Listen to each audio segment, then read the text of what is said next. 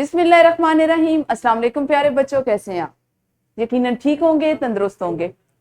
प्यारे बच्चों, आप सब जानते हैं हम पढ़ते हैं इस वक्त उर्दू जमात पंजम और हमारा सबक है दरसी किताब का सबक नंबर 10, जिसको आज हम इंशाल्लाह चौथे हिस्से में मुकम्मल करेंगे। सबक के उन्वान से आप सब बखूबी वाकिफ हैं, इंफॉर्मेशन टेक्नोलॉजी। आज के सबक की तकमील के बाद इंशाल्लाह आप इस काबिल हो जाएंगे कि मतन जिसमें नज़्म व नसर दोनों शामिल हैं उसको फहम के साथ पढ़कर मुतल्लिका सवालात के जवाबात दे सके। मौका महल के मुताबिक मुहावरात को अपनी तहरीर में इस्तेमाल कर सकें। जमा को वाहिद और वाहिद को जमा में तब्दील कर सकें। सबसे पहले देख लेते हैं सबक का इस्लामी नुक्ता नजर। नबी करीम सल्लल्लाहु अलैहि वसल्लम ने इरशाद फरमाया, तुम में से पूरी अकल वाला वो है जो अल्लाह से सख्त खौफ वाला है। बेशक अकलमंद के लिए कहते हैं ना कि वो इशारा ही काफी है।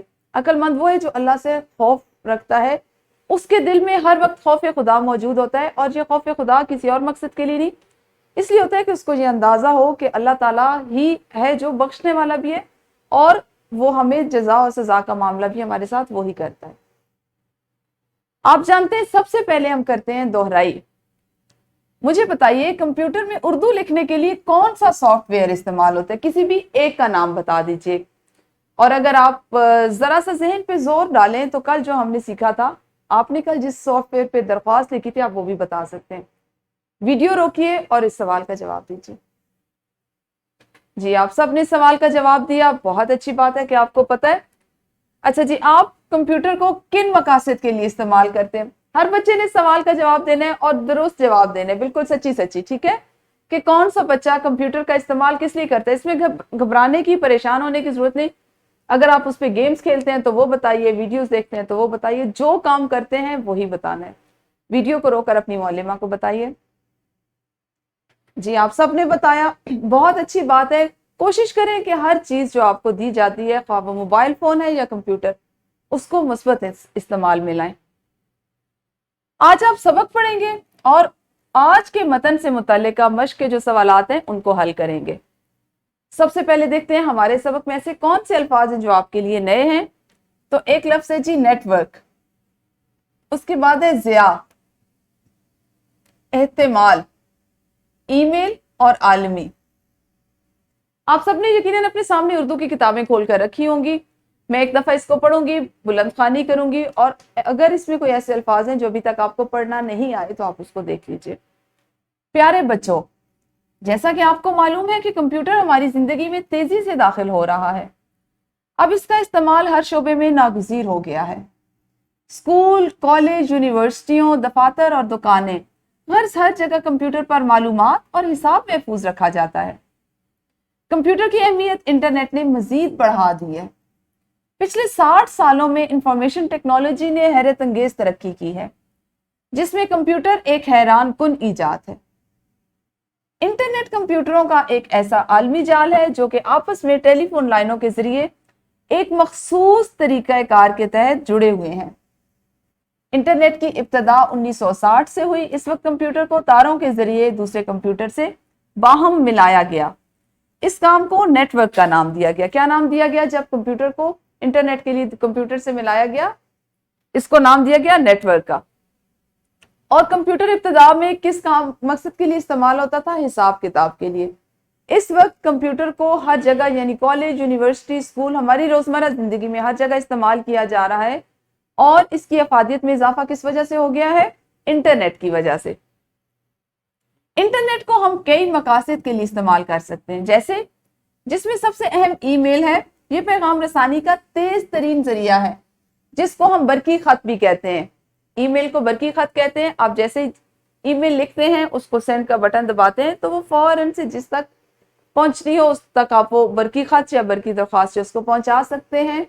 और वो शख्स दुनिया के किसी भी हिस्से में होगा तो इसी वक्त उसको ईमेल को वो उस तक पहुंच जाती है, रिसीव कर लेते हैं। हम ईमेल के जरिए अपने दोस्तों और रिश्तेदारों को दुनिया के किसी भी हिस्से में फौरी तौर पर अपना पैगाम भेज सकते हैं। अगर हम यही पैगाम खत के जरिए भेजें तो ना सिर्फ हमारा डाक का खर्च आएगा, बल्कि वक्त का भी ज़या होगा और इसमें यह भी एहतमाल रहता है कि पता नहीं खत पहुंचा भी है या नहीं। تو یہ سب سے محفوظ ترین ذریعہ ہے اور یہ ممکن ہے انٹرنیٹ کی وجہ سے. اور اب تو آپ سب جانتے ہیں کہ انٹرنیٹ نے اتنی سہولت کر دی ہے کہ کمپیوٹر کی بجائے موبائل فونز پر بھی انٹرنیٹ چلتا ہے اور یہ ای میل ہم اپنے موبائل فون سے بھی کر سکتے ہیں. انٹرنیٹ مخفف ہے انٹرنیشنل نیٹ ورکنگ کا. کس کا مخفف ہے؟ انٹرنیشنل نیٹ ورکنگ کا. ٹھیک ہے جی، سبق آپ کو سمجھ میں آیا کہ انٹرنیٹ کیا ہوتا ہے، کمپیوٹر کیا ہوتا ہے، کمپیوٹر پہ ہم کیا کام کر سکتے ہیں اور انٹرنیٹ نے اس کی افادیت کو کس طرح بڑھا دیا، اس میں اضافہ کر دیا.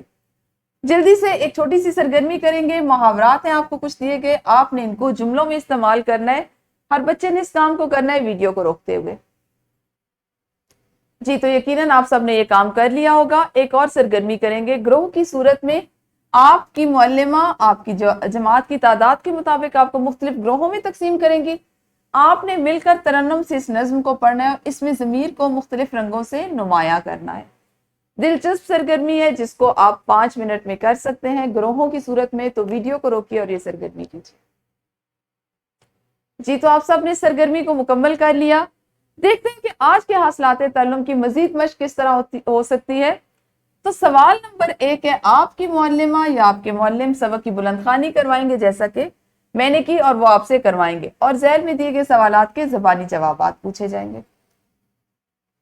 سوال نمبر 2، سبق کو مد نظر رکھتے ہوئے درست جواب کا انتخاب کریں اور متعلقہ دائرے کو نیلے قلم سے بھریں.